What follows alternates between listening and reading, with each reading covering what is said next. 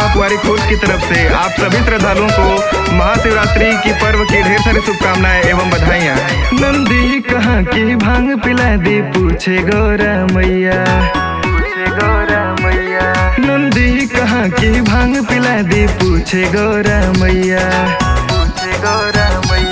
हाँ नीलकंठ पे भोले बाबा नाचे ताता ठहिया, हाँ नीलकंठ पे भोले बाबा नाचे ताता ठहिया।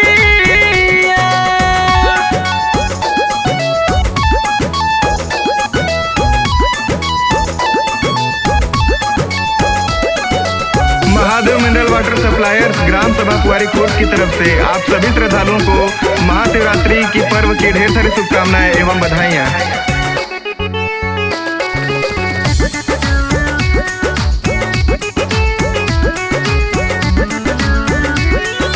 घोट घोट तेने भांगनाथ को काहे आज पिला दी, रात दिना समझाती सारी धूल में बात मिला दी, रात दिना समझाती सारी धूल में बात मिला दी।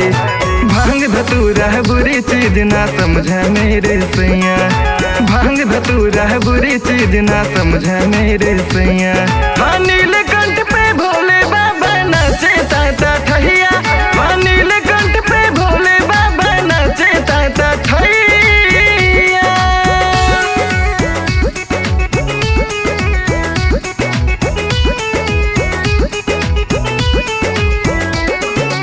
Mahadev mineral water suppliers gram सभा कुंवारी खोज की तरफ से आप सभी श्रद्धालुओं को महाशिवरात्रि की पर्व की ढेर सारी शुभकामनाएं एवं बधाइयाँ।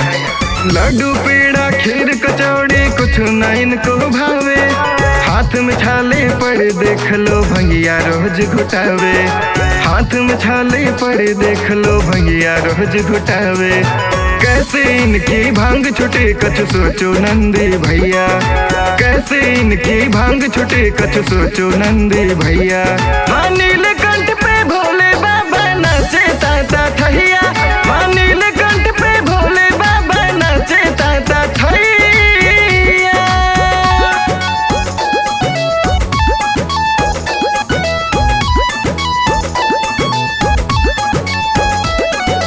Mahadev mineral water suppliers gram सभा कुंवारी खोज की तरफ से आप सभी श्रद्धालुओं को महाशिवरात्रि की पर्व की ढेर सारी शुभकामनाएं एवं बधाइयाँ।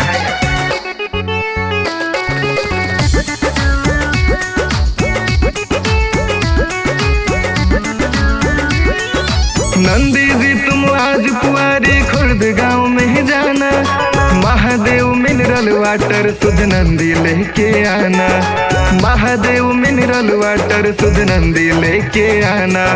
लक्ष्मण जी के लिखे गीत को गावे विनीत गवैया, लक्ष्मण जी के लिखे गीत को गावे विनीत गवैया, हाँ नीलकंठ पे भोले बाबा नाचे